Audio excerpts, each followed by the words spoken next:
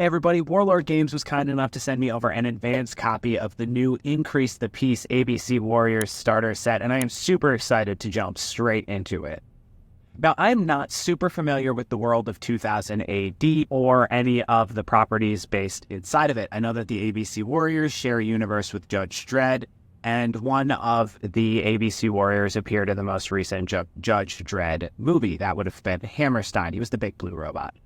I'm not too familiar with the world of 2000 AD or any of the properties that take place in it, but I do know that the ABC Warriors, or the Atomic, Bacterial, and Chemical Warriors, were a series of war robots designed to fight in battlefields that were deemed too hazardous for floppies, as they're called in the universe, or humans, as we refer to them in ours. Like I said, I'm pretty unfamiliar with this, but I have to say I love the way that these sculpts look. They look like they are going to be so fun to paint.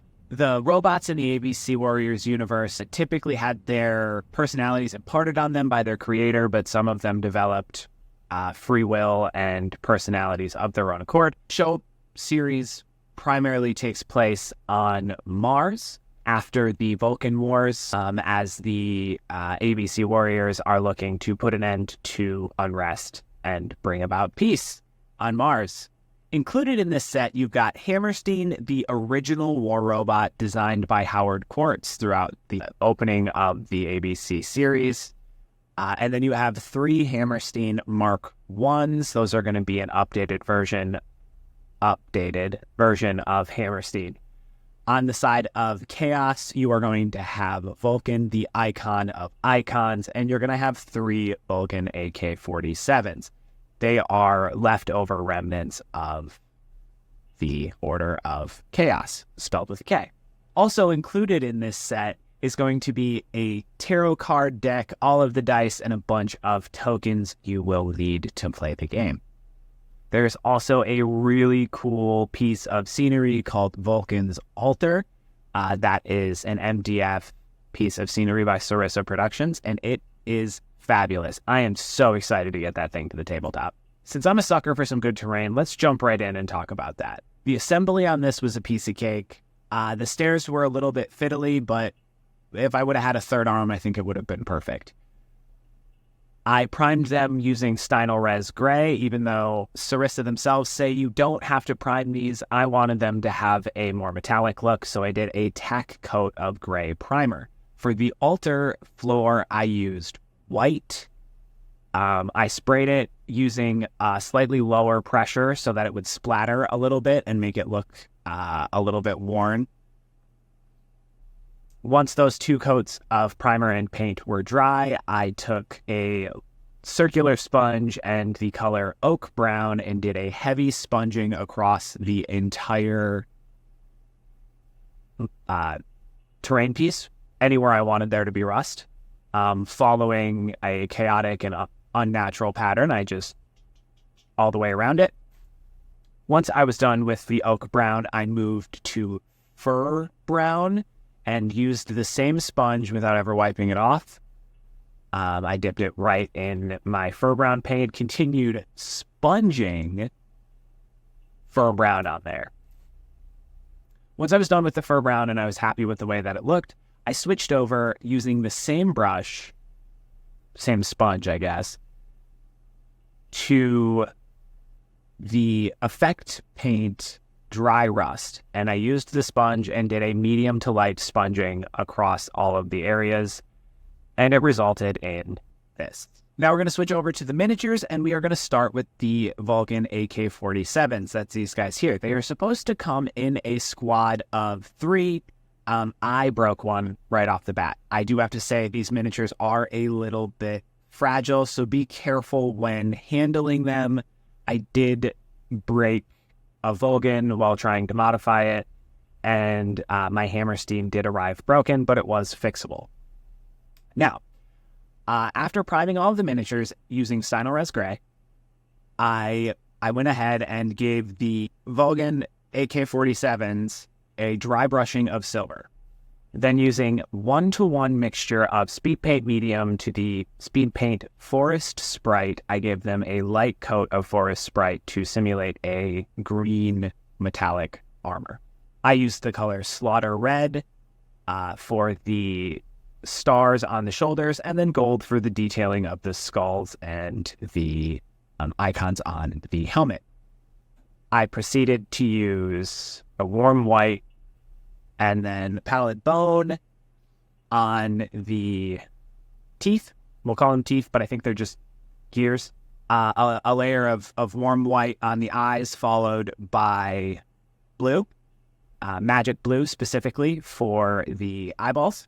And then I finished it up with broadsword silver for the weapons. For Vulcan, the icon of icons, I used Forest Sprite to tie everything together for the majority of the cloak, or for the entirety of the cloak. I went and did the details of the cloak using the color Nuclear Sunrise. That includes the shoulder pads and the liner on the chest. I honestly was not super happy with how that turned out, so once it dried, I went back over it with the speed paint Fire Giant Orange, and that brought me to a color that I was much, much happier with overall. I used Slaughter Red for the stars on the shoulders. The sickle, helmet, and handle of the hammer and the majority of the hammer itself are all painted in Hoplite Gold, the speed paint, with detailings on the handle of the sickle being broadsword silver, and details in the hammer itself being broadsword silver, as well as Slaughter Red on the detailing of the inner V icon on the sickle itself. I used broadsword silver on his feet as well because they were exposed. His face is going to be done with pallid bone, and the eyes are going to be Slaughter Red. Now to the side of order, we're going to start with the Hammerstein Mark 1s. These are going to be the smaller guys here, where these are the easiest paint job of your life. We are going to go ahead and slap a dry brushing of silver over the top of them, wash them with a dark tone, use broadsword silver for the gun in their hands, and use Hoplite Gold for the ABC badging details. And then we're going to move on to the big boy himself, Hammerstein, the original war robot designed. He is kind of a blue color. So we're going to go ahead and do a dry brush of silver across his body. And then we're going to top it with a 2-to-1 ratio of speed paint Beowulf Blue across the entire body. Give him a nice blue tint. And then we are going to use Hoplite Gold for all of the accents across his body. We are going to use broadsword silver across the weapons. And he's done. He was easy too. Now that all of the miniatures are done, it's time to decide how to base them. I decided I'm going to use some cork, some texture paint. I did not put a single tuft on there, but I might go back and add some after the fact. So I started off with a layer of texture paint, and then I went ahead and added a piece of very thin cork over the top to look like broken pavement. The cork got a layer of Necromancer Cloak, followed by detailing in either matte white or moon dust, depending on if I was going for a yellow or a white detailing on the side of the road. And then the entire base got coated with 2 different texture pastes from texture pigments from Doc O'Brien's.